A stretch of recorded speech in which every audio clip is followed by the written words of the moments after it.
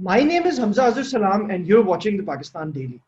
Today, we're honored to have the co founder and Chief Technology Officer at RemoteBase, Mr. Talha Masood. Thank you very much for joining us today.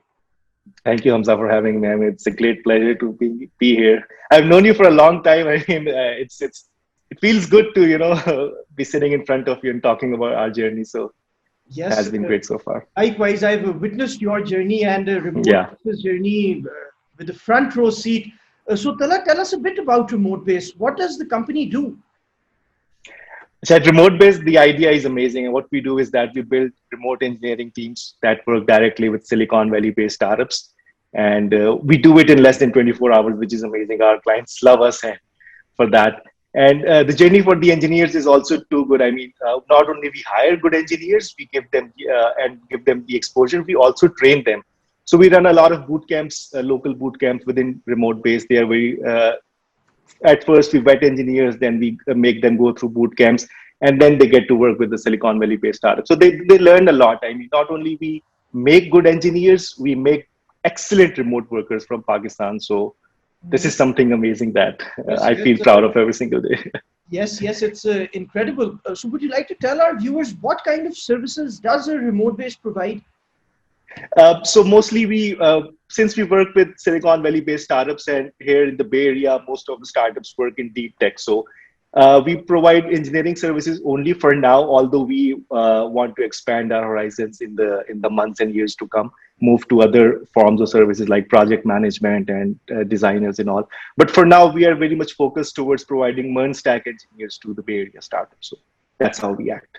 That's very nice. And are you able to find sufficient talent from Pakistan to provide such services to international clients? So Pakistan is as talented as it gets. I mean, I am a Pakistani. I am from Bahawalpur. Right now at this very moment I'm sitting in the Bay Area. So Pakistan has a lot of talent, to be honest. I mean, we just need exposure. And I keep telling myself every single day, if remote base existed like 8 years ago or 9 years ago when I started, I mean, things would have been different. You have no idea on the amount of talent we have in Pakistan and the number of possibilities we have being Pakistani. So this is amazing. Hmm, Surprises me every single day. Incredible. And you just mentioned that you're from a remote part of Pakistan and now you're in the Bay Area and Silicon Valley and you're Uh, rubbing shoulders with all the big tech entrepreneurs. So tell us a bit about your journey. How did it start and how did you become a tech millionaire?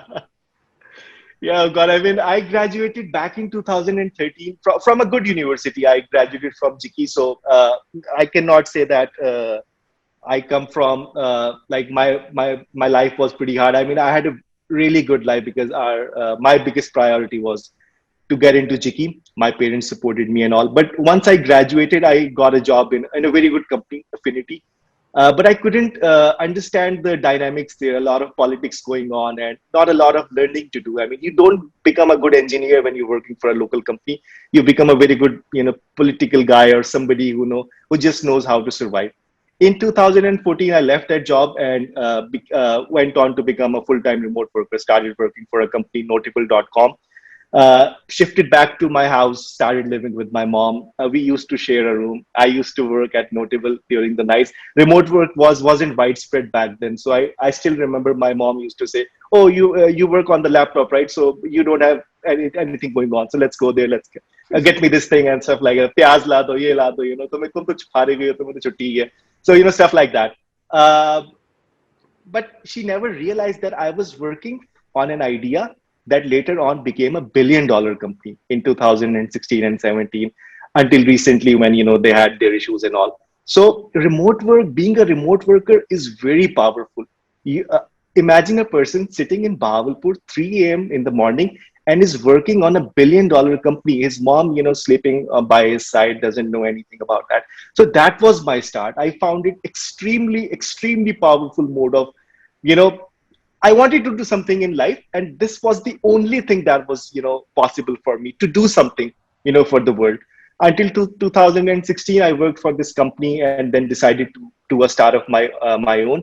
Why did I decide to do a start of my own? Because of all the training I got being a remote worker from this company. I joined this company as a junior engineer, then went on to lead 10 people in this company. So The journey was amazing. It gave me the confidence to start my own thing, start my own business. And, I never stopped from there. I mean, I've never stopped ever since. So all thanks to me being a remote worker, me getting that opportunity, I'm here. So, That this is just a glimpse of my journey. No, that's very interesting. And now you and your co-founder, Mr. Qasim Asad Salam, have built one of the first fully remote companies in Pakistan. Exactly. So is it Exactly. And easy to this is manage? amazing. Yeah. Yeah, is it easy to manage everything remotely? Like you're in Silicon Valley right now, and you have over 50 engineers working for you across Pakistan. How do you manage all of this? I said, by the way, it's 5 a.m. in the morning here, so it's definitely not easy. It's not easy. You have to compromise on a lot of things. But me being a remote worker for the longest time, it doesn't matter because back in Pakistan, I used to work PDT or EST time zones. Now, in being in the US, I work Pakistani time zone. So it's not very different. But remote work has changed, Hamza. So back in 2013, the client used to expect a worker to be on his or her timelines and all. So if you're a remote worker from Pakistan, you'd be starting around 10 p.m. in the night and work until 6 a.m. in the morning until the client gets off and all. But things have changed ever since pandemic. Pandemic struck and remote work became became a norm. Everybody had to go remote and all.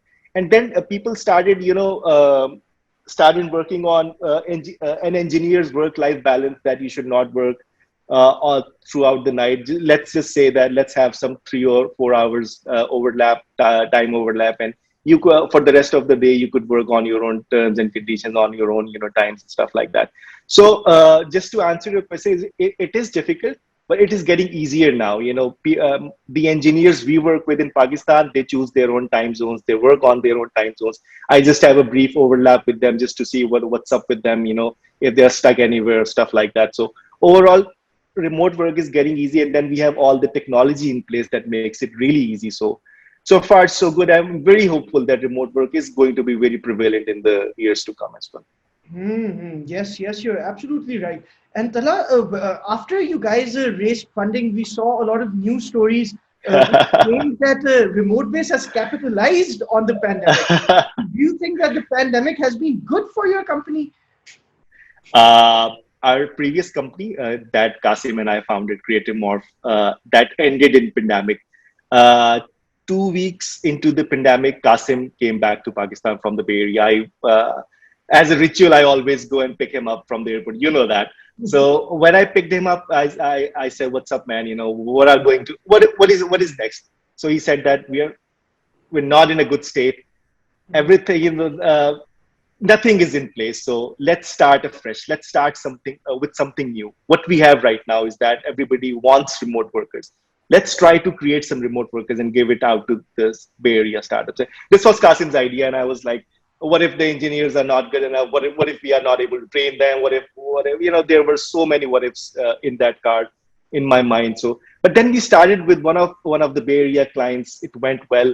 He started with 2 engineers, and then he wanted more, and we ended up, I think, giving him 13 engineers from our company.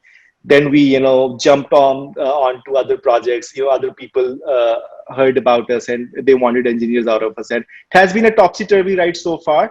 Uh, and let's say it all happened because of pandemic. Had there been no pandemic, we would have been in the same comfort zone of Creative Morph, finding clients and all. The idea of remote base would not have been there had there been no pandemic. So let's Mm, be honest. that's very interesting, and this shows how disruptive technology has the power to reshape how people work. Yeah, absolutely. And technology reshapes, I mean, the way we work as a remote team, and the way we communicate, the emotions we have and all. I mean, technology has changed everything. And again, it's right at this very moment when I'm talking to you, it still surprises me. And how could we do such thing? And a person sitting in, let's say, Shikarpur, we have people from Shikarpur working for Silicon Valley based startups, working on deep tech, talking about the next $1 billion idea, the next $1 billion company. I mean, this is amazing. Everybody who has joined Remote Base after we founded it is better than I am. Is a better remote worker than I am. So makes me super proud. Mm, that's very interesting. So now you're also embarking on a remote Hirefest, which is called RemoteBase Hirefest, and you have almost 1,000 applications from all over. Yeah. So could you run us through the Hirefest and how you're hiring the workers? What's the process? Hamza, let's say 8 years ago, if somebody came to me and said that, Talha, you have this one day of interviews, and as a result of that, you could get hired in a Silicon Valley based startup. I wish I had somebody back then. HireFest is the most powerful idea, at least I have ever seen in my career.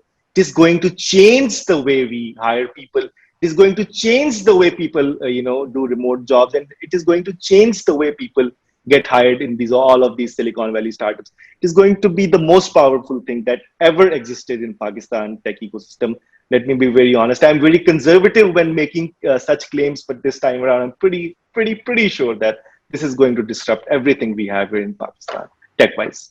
Okay, yes. Sorry, I get No, overwhelmed no, sometimes. you're right. And we haven't seen such an event before which offers a job on the same day. Exactly. And in a Silicon Valley startup, I mean, let's be honest, this is something amazing. You get to work, you get hired in a valley-based startup in a single day. I mean, I've never seen anybody make that claim. I've never seen any company make that effort. This is gold. This is pure gold. Thanks to my co-founder, thanks to my team, thanks to everybody working at RemoteBase. They've made it happen. I've done nothing, let's be honest. Mm, no, that's very humble of you to say. But run us through Hirefest. So it's tomorrow. So what will happen Mhm. tomorrow? How will the candidates give interviews? Like, run us through the entire process. So it's pretty simple. I mean, right now, a lot of people who have applied to HireFest, they're already taking the the hacker rank challenge that we have in place. It's a very small challenge. It has two problems. It's a time challenge. Basically, you get 1 hour to solve two algorithmic questions. And as soon as you're done, your scores are automatically added into our system. So the HR team just reviews the scores, and whoever is performing well has topped in the test. They get to be part of the Hire Fest that is happening tomorrow. The Hire Fest starts with, I think, a brief introduction about the company. Everybody who's on the Hire Fest gets an intro about us, what we do, why we do it, why are they there, and all. And then they'd be giving the middle tier. They'd be going through the middle tier interview rounds. So middle tier interview rounds is conducted by our network. So at RemoteBase, we have a very strong network of engineers. Whoever works in RemoteBase, he or she has to contribute to the ecosystem development as well. So as a part of that, they take interview. So all of these engineers will go through the middle tier interview process that will be conducted by our remote-based engineers who also work with various Silicon Valley-based startups. Those people who clear these rounds, they get to interview with me. My interview is as hard as it gets. I take 2 hours on every candidate and vets them, or him or her, thoroughly, just to make sure that they are a good fit for our company. They are somebody who we could turn into a very good remote worker as well. And it's just that I believe in two things. There is a skill, and you could have skill or you could have a will, and will wins every single time. So if you have that passion, if you have that will, it's very easy to pass my interview. And then comes Qasim's interview, my co-founder. He's the current CEO of the company as well, so he vets the candidate. He sees things around cultural fits and all. So that's the process in a nutshell. And the same day you get an offer, either you get accepted, even if you get rejected, you get the reason that why, what are you lacking, and you should try next time. Okay. Simple as that. Okay, very interesting. And these jobs, these are remote, so they can work from anywhere. They don't have to be in Anywhere. Lahore or Karachi or Islamabad. Person can be sitting in Shikarpur, person can be sitting in Islamabad, they could be in Sakardu, anywhere in the world they could be, in Pakistan specifically, because now we are specifically targeting Pakistani engineers. So anywhere from Pakistan. Let's make more Talha Masoods, working from Bahawalpur. Let's have more, people from Shikarpur. I'm eager to have people from Balochistan as well, opening up the world of opportunities to these talented people. Yes, that's very interesting. And Tala, your company has raised $1.4 million in one of the biggest seed rounds ever to happen in the history of Pakistan. So Mhm. with that money, what are your plans for growth? And are you going to hire more engineers? Do you have a target that you'll bring this amount of employment to Pakistan? So run us through that. So obviously, I mean, we are already bringing in employment into Pakistan. Let's be honest. All of our companies here in the Bay Area, they love us. They love working with us, and they want more and more out of us. So bringing in employment is definitely not a problem for us. We've been doing it for a long time, and we'll keep doing it. We'll keep expanding on that. I mean, I don't know what Kasim thinks about expanding to different areas. In my opinion, engineers should be given more exposure using that money. So if somebody is performing really well as a remote worker in Pakistan, they should be brought up here brought into the Bay Area. They get to meet the clients they're working with. They get the exposure that they need, and once they come back to Pakistan, they spread that exposure into 10 different people, and those 10 different people then go on to expand it further. So I really want people to see the culture here in the Bay Area, to learn more about the companies and how technology works in the Bay Area, and then start introducing the same concepts in Pakistan, because that is the only way forward for us, in my opinion. So a lot of money should be spent, getting these engineers the exposure they need, and should be invested in the engineers themselves, in Yes. my opinion. Yes, yes, that's absolutely right. And we've also visited your offices in defense. You have an entire building, and Yeah. that one thing I've noticed is that you have gaming consoles, you have bean bags, you have table tennis. So, are you taking inspiration from Silicon Valley companies, like their working culture, and you're replicating it in Pakistan? So right now I'm sitting in the office. So if you see the office, and you've seen the office I've shown you before the interview, it's a very casual environment. So Hmm. you could work in any position, as long as it's not I mean, bad for anybody. I mean, all of these things that we are doing, everything we do is comes from the Bay Area. The culture, our values for work, our morals, a lot of it gets derived from the Bay Area. And here in the Bay Area, the culture is pretty, let's say, what is the word for that? Pretty casual. I mean, you work and play at the same time. And I'm happy to see other companies adopting this thing as well in Pakistan. But when it comes to us, we are very religious about being casual and being and tech, I think itself is a very casual field. You could be anybody. You could come from any background. You could have any religion. You could have you could be anything in the world and still be appreciated in this field. Why? Because of your work, and that's the only thing that matters. Hmm. So I hope I was able to answer your question, because No, I no, get overwhelmed absolutely. But when I'd it like comes to to know culture and more. all. No, no, that's all right. And I'd like to know more about remote bases values and ethos. So you're into inclusivity and diversity. You have remote base for women. So tell us a bit about these projects. Acha, Hamza, inclusion is very important for me. When it comes to my personal beliefs, inclusion is the most important thing that for me. You could you could be anything in the world. I mean, by the way, when I was doing my first remote job, my first day onboarding going on, and the person in charge of me was a woman. Her name was Sarah. She said, "You cannot ask a person's age. You cannot ask about their religion. You cannot ask whether they are male. You can not even ask about their gender. It's their personal choice." And that was such a powerful message for me that has stuck with me all along.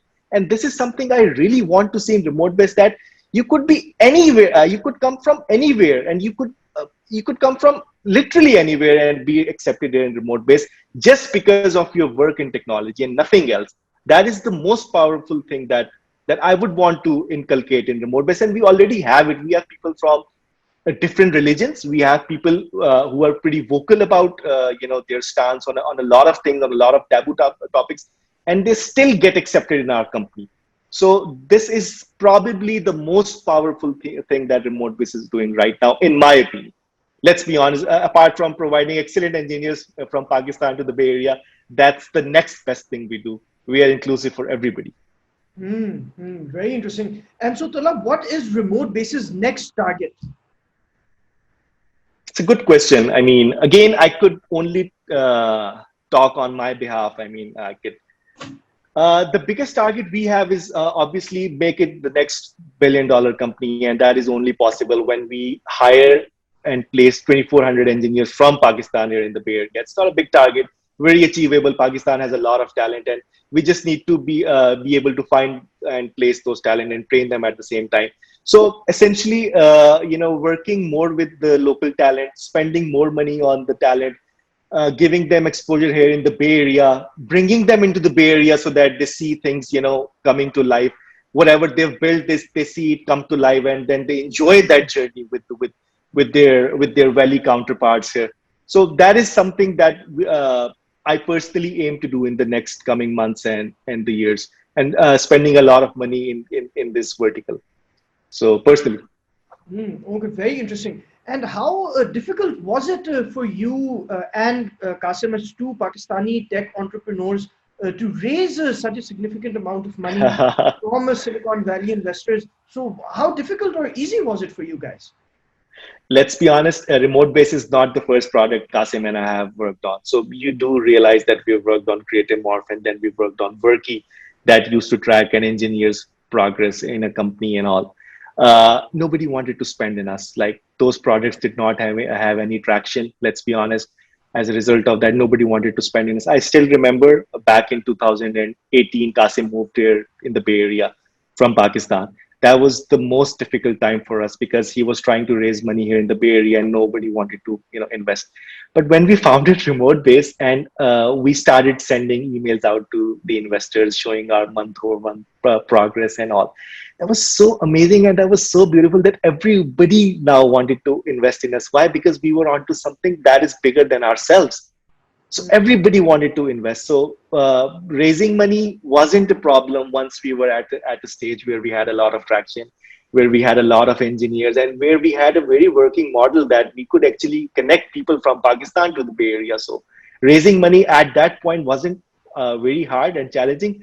But let's be honest, and Kasim is the one who raises all the time, who has his energies focused towards raising and all. So he spent a good 2 years before we could raise our first round. So it has been really hard so far. Not so much now that we have a very good product market fit and things are going well.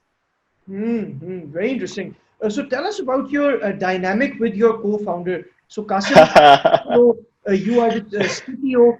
So how do you Yeah. guys manage all this work together? So, we were friends even before we started Remote Base. Kasim was doing his own startup. I was doing my own. My failed.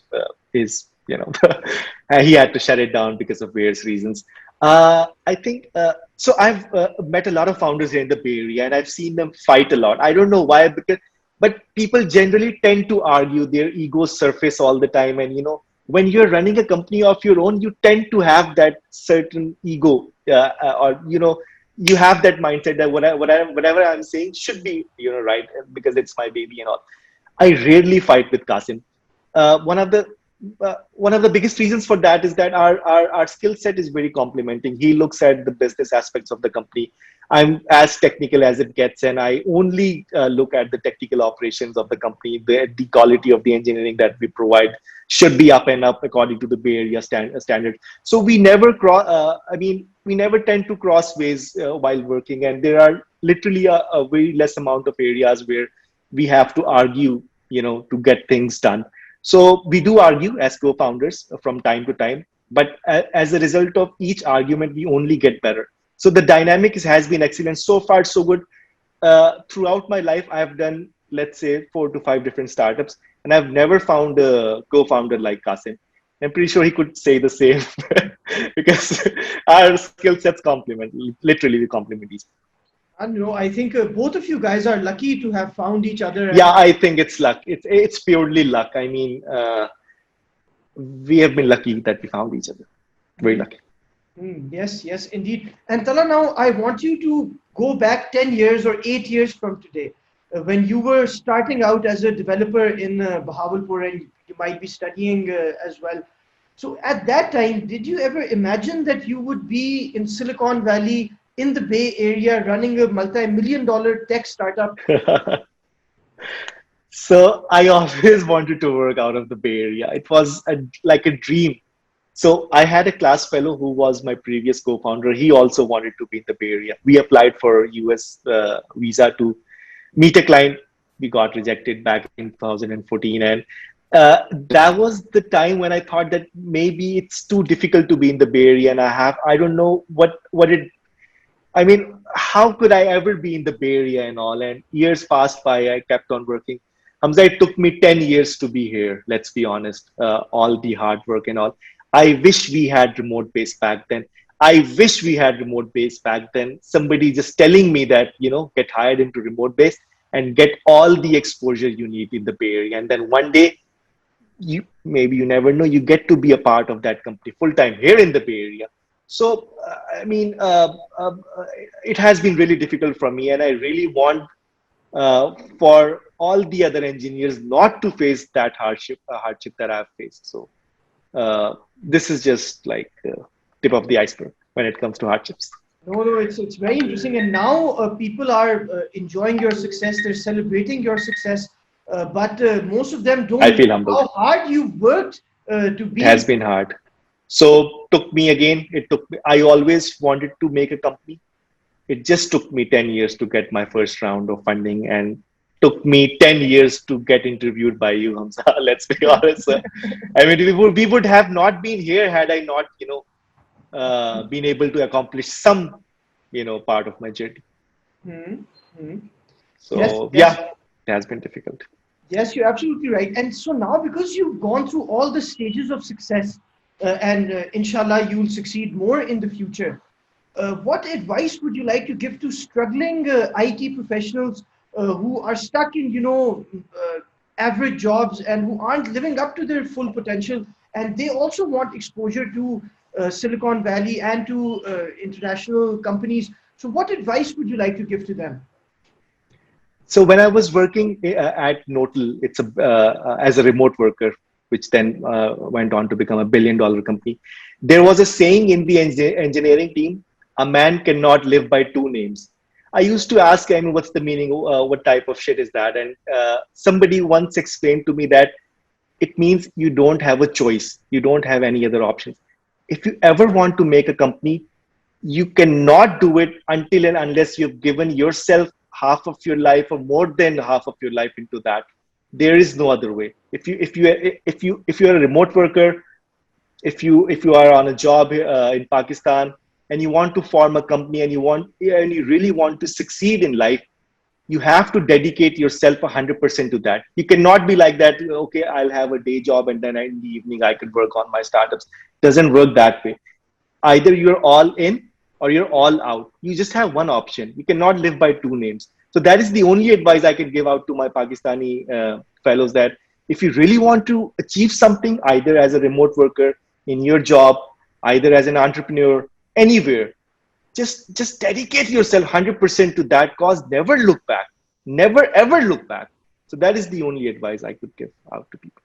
Okay, Talha, thank you so much for speaking to Pakistan Daily. It's been a pleasure talking to you and to It was get great your talking to you. insights into the tech industry. Thanks, man. Thanks, man. Have a good one. Thank you. You too. Thank you.